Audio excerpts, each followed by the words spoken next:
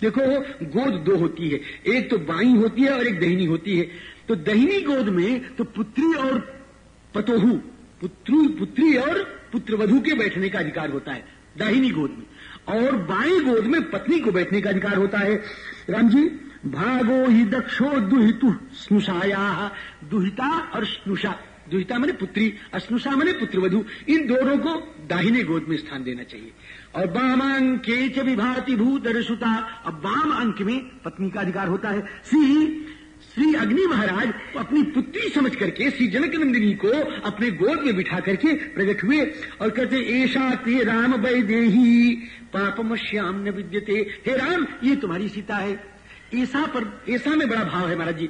ऐसा का भाव, अब यहां पर सब भाव आचार्यों ने लिखा है। ऐसा का मतलब क्या है कि जिन सीता को आपने हमें रावण के वध के पहले समर्पण किया था, वही सीता आज हम गोद में लेकर के आपको समर्पण कर रहे हैं। ऐसा ते राम वैदेही, इनमें पाप नहीं है। और हे रघुनंदन, ये विशुद्ध भाव है, निष्पापा है, इनको ग्रहण करो। विशुद्ध भावाम निष्पापाम प्रतिगृहिणी सुमैथिलीम। हे रघुनंदन, ये मन से भी पवित्र है, चरित्र से भी पवित्र है, वचन से भी पवित्र है, कर से भी पवित्र है, राम जी कर्म से भी पवित्र है, और आंखों से भी पवित्र है। नैव वाचा न मनसा नैव बुद्ध्या न चक्षुषा सुवृत्ता, ये वाणी से भी पवित्र है, और वाणी से किसी परपुरुष का इन्होंने गुणगान नहीं किया। और मन से पवित्र है, मन में किसी पुरुष का इन्होंने चिंतन नहीं किया। और बुद्धि से पुरुष है कि बुद्धि से किसी और का निश्चय नहीं किया। और न चक्षुषा, इन्होंने आंखों से किसी को देखा नहीं है। इसलिए हे रघुनंदन, हे रामचंद्र परमात्मन, इन श्री जनक नंदिनी को आप स्वीकार करें। भगवान के आंखों से आंसू समुच्छलित हो गए।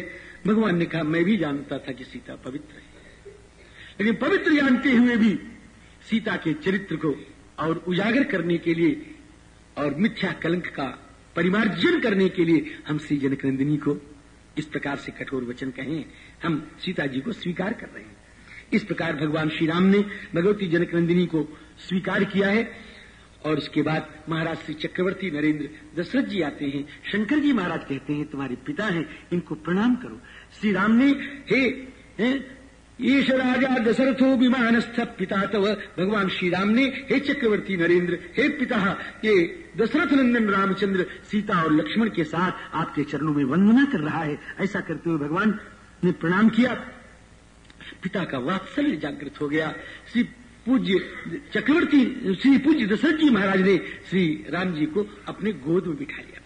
आरोप्यान के महाबाहु, अपने गोद में बिठा करके अब आशीर्वाद दिया भगवान राम को। मैं पवित्र हो गया, मैं कृतार्थ हो गया, मैं धन्य हो गया। और सीता जी से कहा कि बेटी, तुमने तो दोनों कुलों को पवित्र कर दिया।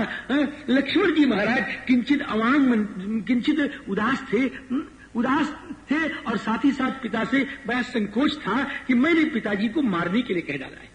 मैंने कहा था सुमन जी से कि जाओ मेरा संदेश कह देना पिता को कि मैं लक्ष्मण हूं, तो आके इसका बदला तीर तलवार से लूंगा, छोड़ूंगा नहीं। तो सुमंत जी ने जाके कहा होगा, क्योंकि वो सच्चे सेवक हैं। और दशरथ जी महाराज ने मुझको क्या समझा होगा, इसलिए लक्ष्मण जी कुछ थोड़े दुखी।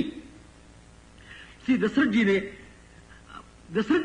उस समय की बात है कि जब दशरथ जी महाराज, सुमन जी ने कहा नहीं, सुमन जी ने यह जरूर कहा कि हे चक्रवर्ती नरेंद्र, हे स्वामी, राम जी ने ऐसा कहा, सीता जी ने ऐसा कहा। और चक्रवर्ती बार बार पूछे कि मेरे लक्ष्मण ने क्या कहा, तो श्री सुमन जी को झूठ तो बोल सकते नहीं थे, इतना कहना पड़ा कि लक्ष्मण जी ने कुछ कठोर कहा है।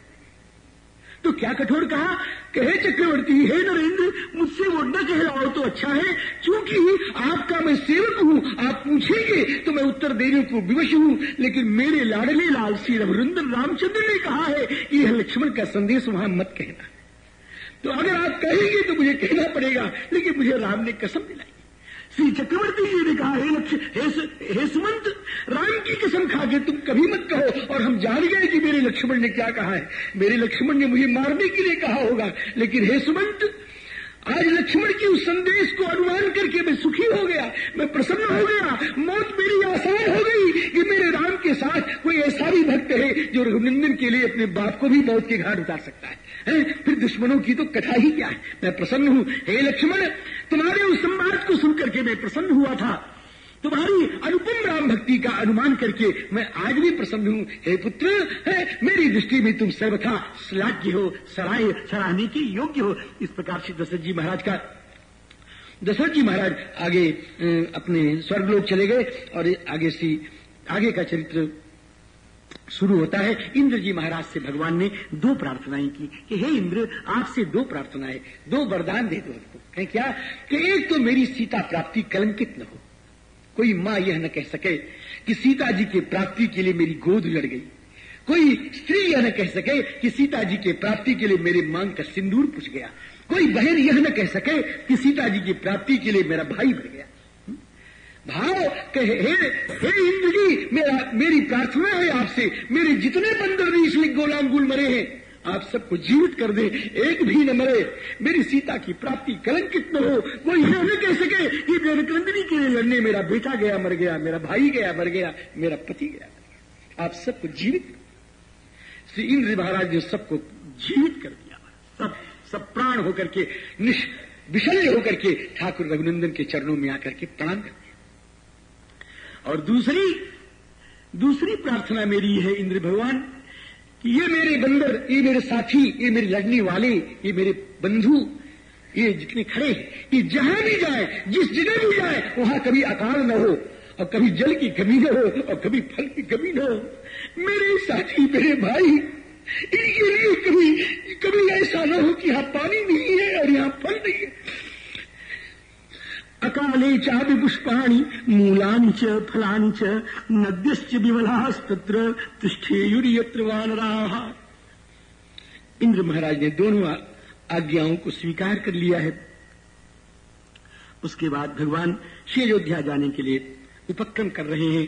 भगवान ने विभीषण से कहा, विभीषण आज खजाने का मुख खोल दो, आज खजाना लुटा दो, ये बानर भालू रीछ जितने आए हैं इनको उपहार वितरण करो। विभीषण जी महाराज ने जी भर करके उपहार वितरण किया, अयोध्या के खजाने को खाली कर दिया, खूब उदारता पूर्वक दान दिया है। उसके बाद श्री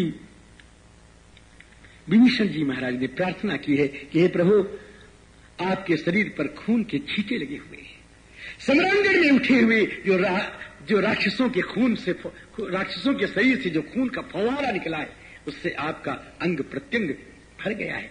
हे स्वामी, हमारी इच्छा है कि आप चलकर के स्नान कर लें। भगवान राम की आंखों में आंसू आ गए। फिर एक एक प्रसंग महाराज ऐसे हैं कि मैं कह नहीं पाऊंगा, इसलिए सबको प्रणाम करता हूं, खाली निर्देश करता हूं, आगे बढ़ रहा हूं। श्री भगवान श्री राम ने कहा, हे विभीषण, अब मेरा स्नान तो भरत के साथ होगा, अब भरत के बिना मैं स्नान मेरी करने की इच्छा नहीं है। तम बिना कैकेयी पुत्रम भरतम धर्मचारिणम न मे स्नानम बहुमतम वस्त्राण्य आभरणानि चिर।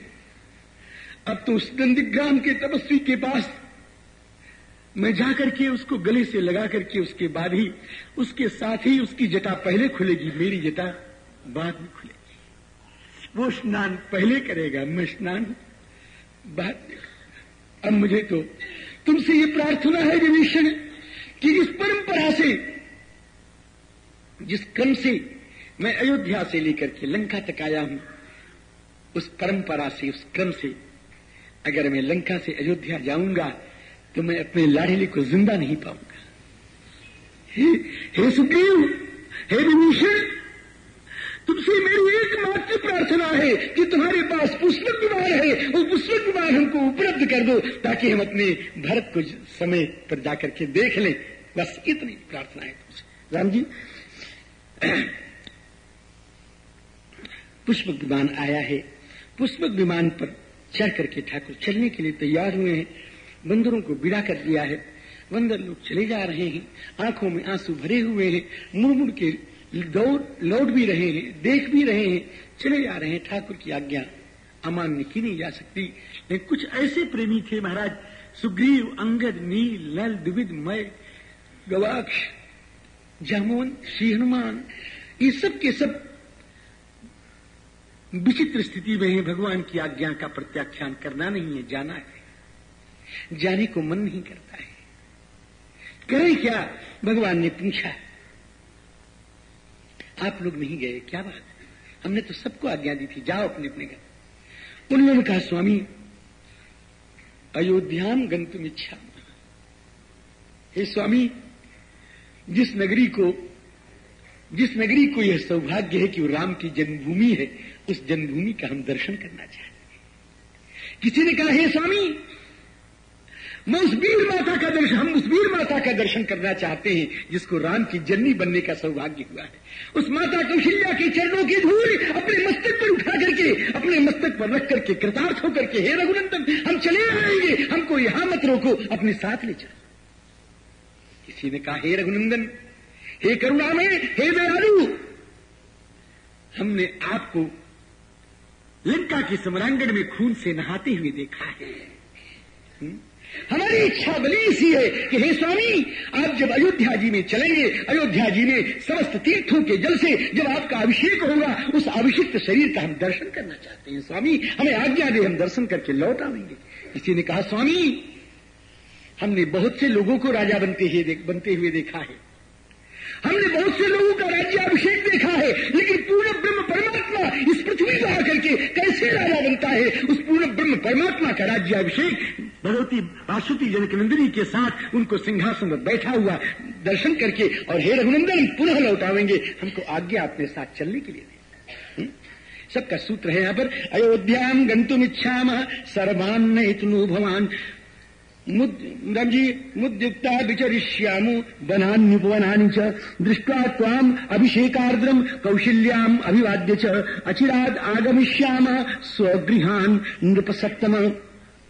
भगवान ने धीरे से इशारा किया, जल्दी बैठो। क्षिप्रम आरोह सुग्रीव, जल्दी बैठो कहने का भाव, और एक क्षण मुझको अच्छा नहीं लग रहा है, अब जल्दी बैठो, जल्दी सी भरतलाल जी का दर्शन करें चल करके। महाराज सब बैठ गए, पुष्प विमान चलने लगा, भगवान श्री राम की उंगलियां उठने लगी, एक एक स्थान का परिचय समाप्त होने लगा। हे सीते, अब जगह ये है, हे सीते यह वह स्थल है जहां पितृकल्प महाराज जटायु ने तुम्हारे लिए युद्ध किया था, और यह वह स्थल है जहां हमने पितृकल्प से जटायु का श्राद्ध किया था। आगे चलते हैं और पहले कहते हैं कि हे सीते, वह स्थल है जहां मुझे मां से भी बढ़कर के प्यार करने वाली और मुझको तृप्त करने वाली माता सवरी यहां रहती थी, उनके दर्शन मैंने यहां किए थे। और हे सीते, तुमसे वियुक्त होकर के एक ही दिन मैंने पेट भर के भोजन किया है, और वो वही दिन है जिस दिन मां सवरी के पास में आया था। यह वह स्थल है। और आगे सब स्थान दिखाते चले जा रहे हैं, और स्थान दिखाते दिखाते श्री ठाकुर जी का विमान मंडराने लग गया महाराज श्री अयोध्या के क्षेत्र में। और श्री भगवान रघुनंदन ने कहा, ये सिंहबेरपुर है, यहां मेरा परम सखा मित्र निषाद रहता है। हे सीते, ये देखो मेरी जन्मभूमि मेरी अयोध्या दिखाई पड़ रही है। यहां से अयोध्या को प्रणाम करो महाराज जी। अयोध्यां कुरु वैदेही प्रणाम प्रणामम पुनरागता। श्री अयोध्या जी को देख करके शरीर में पुलकित होकर के, आंखों में प्रेमाश्रु भर करके श्री लक्ष्मण, श्री सीता, श्री रघुनंदन रामचंद्र ने अयोध्या जी को प्रणाम किया है। इसके बाद सारे वंदनों ने श्री अयोध्या को प्रणाम किया है। तदस्ते वानरा सर्वे राक्षसा विभीषणा उत्पत्त्योत्पत्ति संहृष्टा ताम पुरीम ददृशुस्तदा। इसके बाद महर्षि भरद्वाज के पास श्री रघुनंदन आते हैं, महर्षि भरद्वाज के दर्शन करते हैं। महर्षि भरद्वाज ने कहा, हे रामचंद्र परमात्मा, हम जानते हैं तुम्हारा स्वरूप, लेकिन आज हम अपनी वाणी को, अपनी तपस्या को सफल करना चाहते हैं। हे राम, हमारे मन में बड़ी विचित्र जिज्ञासा, एक इच्छा जागृत हो गई है। महर्षि आप आज्ञा दें कि मेरी इच्छा यह है कि तुम हमसे कुछ मांगो। हे रघुनंदन, सारा संसार तुमसे मांग के कृतार्थ होता है, लेकिन मैं तुमसे नहीं मांगना चाहता रघुनंदन। तुमने तो स्वयं वरदान दिया है कि जिस दान से मैं कृतकृत्य हो गया हूं। आज मेरी इच्छा तो है रघुनंदन, हे रामचंद्र, हे परमात्मन, हे कौशल किशोर, मेरी प्रार्थना है कि तुम मुझसे कुछ मांगो और हम तुम्हारी कोई इच्छा पूर्ण करें। ऐसा कर राम जी। अहमप्यत्र तेज अग्नि बरम शस्त्र भृतांबर। भगवान ने कहा, बाढ़ हम मांग रहा हूं महाराज। कि क्या मांग रहे हो? कि तीर्थराज प्रयाग से लेकर के अयोध्या की जितनी भूमि है, ये भूमि फलवती हो जाए, इस सड़क के किनारे फलदार वृक्ष लग जाएं, अभी इसी समय फलदार वृक्ष लग जाएं और उनमें मधु के छत्ते लगे रहे। ये मेरी याचना है। भरद्वाज जी ने कहा, हो गया। भगवान ने अपने मंदिरों से कहा, अब यहां से आप लोग पैदल चलो। आप लोग इन वृक्षों के फल को खाते हुए, मधु के छत्तों से मधु का पान करते हुए आप लोग यहां से पैदल आनंद पूर्वक चले। महाराज सब चले।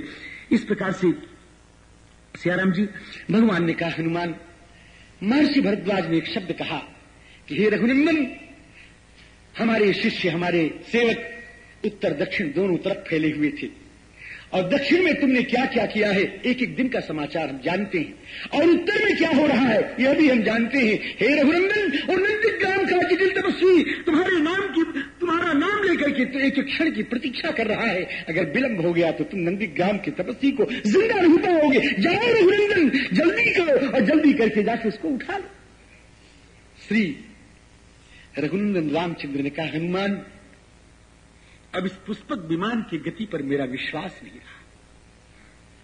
अब मेरा ये विश्वास समाप्त हो गया कि पुष्पक तेज चलता है।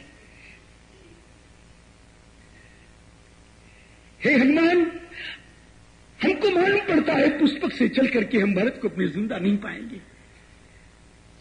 हम तो तुम्हारा आश्रय ले रहे हैं हनुमान, तुमने हम सबको जिलाया है, एक उपकार और कर दो, जाके मेरे भरत को मेरा समाचार दे करके उसको जीवन दान दे जा। श्री हनुमान जी महाराज निषाद राज सुग्रीव से समाचार कहकर के श्री भरत जी महाराज के पास आते हैं। बड़ा कर्म प्रसंग है वहां का, प्रेमियों में निवेदन नहीं कर पाऊंगा इस समय, खाली आपको एक झांकी दे रहा हूं, प्रसंग छोड़ूंगा नहीं, झांकी दे रहा हूं। भरत जी को हनुमान जी ने जब देखा तो भरत जी कैसी थी, एक झांकी ले लें आप। और इसकी व्याख्या, इस झांकी की व्याख्या महाराज कम से कम 1 महीने की व्याख्या है ना, इस झांकी की व्याख्या देख ले आप। खाली भगवान कैसे हैं श्री भरतलाल जी महाराज। श्री राम जी मृगचर्म पहने हुए हैं, चीर नीचे है, ऊपर मृगचर्म ओढ़े हुए हैं, और राम जी अत्यंत दुर्बल हैं, अत्यंत दुर्बल हैं, जटा धारण किए हुए हैं, शरीर के ऊपर मल के परत मोटे मोटे जम गए हैं राम जी, और भाई के दुख से अत्यंत दुखी हैं, कंद मूल फल का भोजन करते हैं, इंद्रियों का संयम करते हैं, तपस्वी के वेश में हैं, धर्म का आचरण करते हैं, जटाओं का भार बढ़ा हुआ है राम जी, और बड़े नियत भाव से रहते हैं, मन में हाराम राम जी कब आएंगे ऐसी भावना करते रहते हैं, ब्रह्मर्षियों के समान उनकी आभा प्रभा कांति है, और पादुकाओं को सामने रख करके सी पादुकाओं को, पादुका जी को सामने रख करके और उनकी पूजा किया करते हैं, और उनसे आज्ञा मांग करके राज्य कार्य का संचालन करते रहते हैं राम जी। क्रोश मात्रे तो अध्यायाश्चीर कृष्णाजिनांबरम ददर्श भरतम दीनम कृशमाश्रम वासिनम जटिलम मलदिग्धांगम भ्रातृव्यसन कर्षितम फलमूलासिनम दान्तम तापसम धर्मचारिणम समुन्नत जटाधारम बलकलाजिन वाससम नियतम भावितात्मानम ब्रह्मर्षि सम तेजसम पादुके ते पुरस्कृत्य प्रशासनतम वसुंधराम। इस प्रकार श्री भरत जी महाराज का दर्शन किया, और दर्शन करके जाकर के भरत जी के कान के पास जाकर बड़े प्यार से, बड़ी मीठी वाणी में श्री हनुमान जी महाराज कहते हैं कि जासु बिरह सोचो दिन राती रटहु निरंतर गुण गणपाती रघुकुल तिलक सुजन सुख दाता आयो कुशल देव मुनि त्राता। राम जी आ रहे हैं, राम जी आ रहे हैं। हनुमान जी के वाक्य में और तो सब कुछ था, लेकिन सीता जी का नाम नहीं था, लक्ष्मण जी का नाम नहीं था। श्री भरत जी ने सोचा कि मालूम पड़ता है राम जी तो आ रहे हैं, इसलिए आ रहे हैं कि मेरा भरत मर जाएगा, मुझे जीवित करने के लिए श्री राम आ रहे हैं। ऐसा मालूम पड़ता है कि लक्ष्मण जी